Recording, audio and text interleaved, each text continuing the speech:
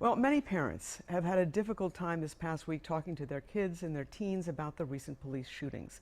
The president of Hamline University, Dr. Fayneese Miller, is a social psychologist with an expertise on adolescence. When she was at Brown University, Dr. Miller was the director of the Center for Study of Race and Ethnicity in America. She was also the founding chairman of ethnic studies at Brown University.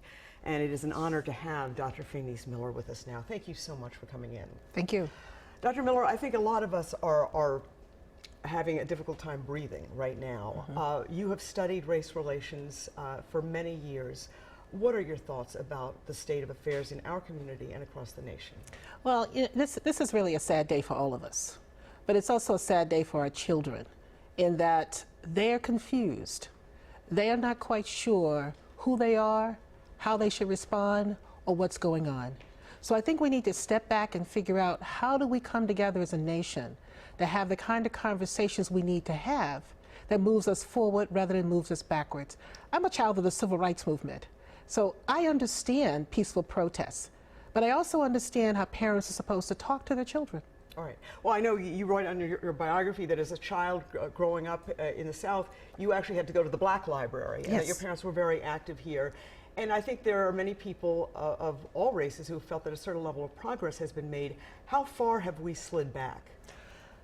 You know, we've actually slid back quite a bit. I think that there's a lack of respect. There's a lack of appreciation of difference. When we go back to when President Obama was elected, and the conversation was, we now have a race-neutral nation. I knew that wasn't true. It wasn't true because we hadn't tackled the very real issues that we needed to tackle. And if you see what's happening now in voting rights, attempts on voting rights, you see what's happening in terms of the continued disrespect of each other, using language that does not move us forward, that really excites us. I'm disappointed in where we are. We should be much further along now than we are. How do we talk to our children? And let's start with parents of color, because I have heard anguish from prominent people like Keith Ellison, whose children are in their 20s, and I've heard anguish from people of color whose children are young. How do they begin to explain that dialogue right now? You know, the way in which the conversation you have with your children is not about individuals, but about the actions that are involved and what they have a right to. I have a 23-year-old son. And I had a conversation with him many, many years ago. But I also remember a conversation I had with my parents when I was a kid. When I asked them, when my mother came home wet from the fireman's hoses, why do white people hate us? She never answered that question. What she did was to talk about why she was going out every single day to march.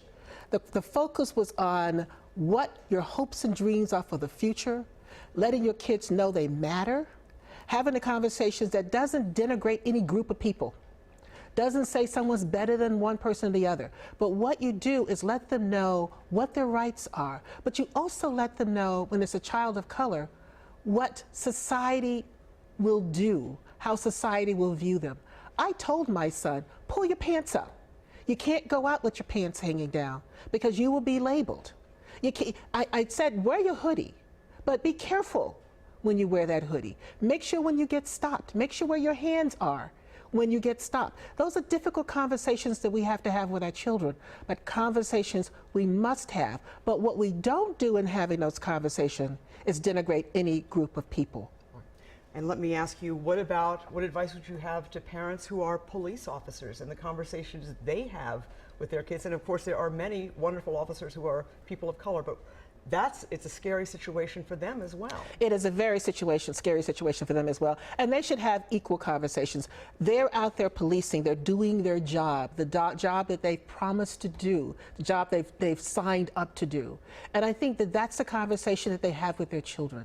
This is my job, this is what I've signed up to do, this is what I believe in doing the job. Because to do that, you have to have very strong beliefs about justice and protecting people's rights to sign up to do that job. Have that conversation. Don't have a conversation that says blacks are this or blacks are that, or someone's got a job that they don't deserve, we should have those jobs. take that out of the conversation. You talk about the job you've signed up to do and why you're doing it and why it's important that you do it on every single day and do it to the best of your ability. All right. Well, Dr. Fayneese Miller, the president of Hamline University, thank you so much for coming in. I think all of us need to hear some advice and some help this morning. We appreciate it. Thank you. All right.